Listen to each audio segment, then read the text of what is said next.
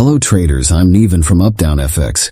This video is part of the Trading Basics series, and in this one we are going to be looking at and discussing different trading styles. We look at the characteristics of each and then compare them against each other. In the main, there are three styles of trading that the majority of trades will fall into. These are scalping, day trading, and swing trading. You may have heard the term position trading. This refers more to the holding of a certain position over a very long time frame, usually measured in years. Personally, I think of this approach as more a long-term investment than a trade per se, but technically it is still trading. However, we will be focusing on scalping, day trading, and swing trading in this video. Something you may have noticed as you develop your trading knowledge is that the definition of certain terms do start to become a little ambiguous, and this follows into the three styles we are going to look at. I am going to describe and explain these styles as I interpret them. You may see or hear differences when talking or listening to others. Don't let this throw you. Just think of them as more general terms. Let's start by looking at scalping. Scalping usually refers to very short-term trades. By this I mean anything from a few seconds to a number of minutes.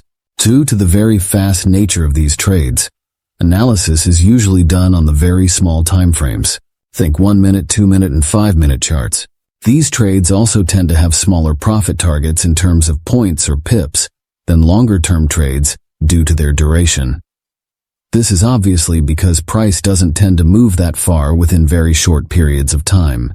A typical number of points or pips can be estimated by looking at the average true range, ATR, of the 1, 2, or 5 minute time frames on the markets the scalping trades are taken. Because the trades tend to be smaller, the goal from a scalping trader's point of view is to take lots of trades with small risk and small reward. This means that within a typical trading day, a scalping trader will look to take a good number of trades.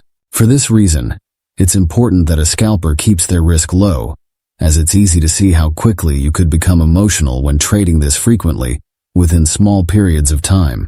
As you may have already guessed, the commissions or spreads on trades taken don't become any smaller just because the trade duration is very small. So a scalper has to be very precise with their entries and exits, as small mistakes can have a large effect on their performance. Let's move on to day trading. Day trading refers to trades that are typically opened and closed within a day. These trades typically last anywhere from 15 minutes to a number of hours. The analysis for these trades is usually done on the 30 minutes, 1 hour, and 4 hour time frames. Although this is just a guide, these trades tend to have larger targets than when scalping, as typically a trader will look to take advantage of one of the main moves a market makes within that day. Using the ATR again is a good way to gauge how large the moves targeted by this style may be on the markets you are looking at. As the trades take longer to set up and play out compared to scalping, the frequency of these trades is lower. I would say on average a day trader may take between 2-10 trades per week, and so they tend to risk a little more on each trade than a scalper would. Somewhere between 0.5%. 2% is the amount I would recommend. Entries and exits can also be a little less precise than when scalping, as typically a day trade won't be as impacted by small mistakes. That said, I think it is good practice to have precise entry and exit techniques when day trading to maximize your profitability. The last style we are looking at is swing trading. Swing trades pretty much cover anything longer than what we have looked at already, up to position trading, that is. Swing trades can typically last anywhere from a day to a number of months, or even longer in some cases.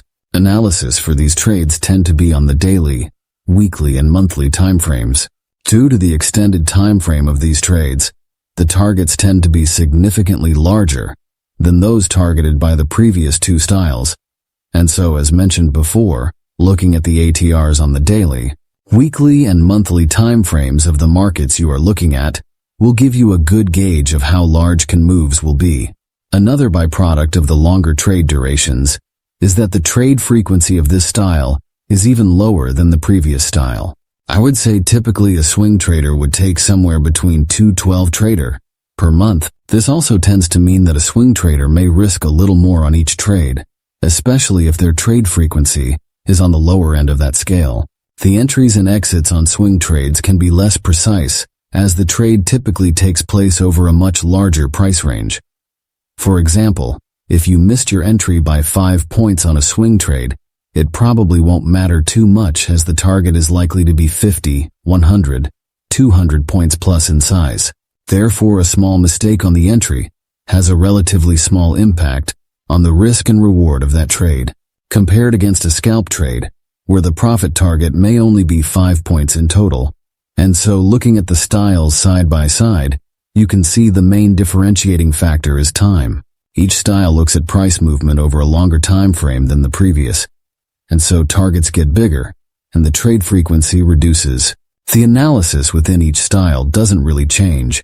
It doesn't matter which style a trader is implementing, they will still be analyzing multiple time frames, using whatever analytical methods they like to use. The frequency of that analysis will be affected, however, as the price will develop quicker on the lower time frames. And so you may be thinking, well, how do I know what style I should use?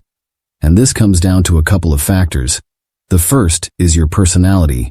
You may be someone who likes a lot of time to approach the markets, and so scalping is probably not for you. Or the opposite, you may really struggle to hold on to trades for prolonged periods of time, and so swing trading may not be for you. The second factor is your lifestyle. You may not have the time available to day trade, and so scalping, where you can sit down for an hour or two, might be more suitable. Or even swing trading by looking at the markets for a short period on time, on a morning and evening, may suit. You may not know which one suits you best yet, and so I would try them all. You don't necessarily have to fit into one style. You may have different strategies that fall into different styles, and some traders like to take this approach. I would say that is something that comes with more and more experience. I firmly started out day trading and day trading only. It's only after having traded for a number of years, I started to look more into swing trading and continue to look more into that style of trading now. And that wraps up this video on trading styles. I hope you found it useful. If you enjoyed the video, please feel free to leave a like on it. If you have any questions or want me to cover any other topics in future videos, please let me know in the comments below. Also, subscribe to the channel for more videos like this one.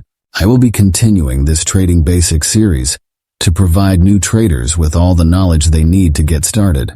Thank you very much for watching, and I hope you all have a good trading week.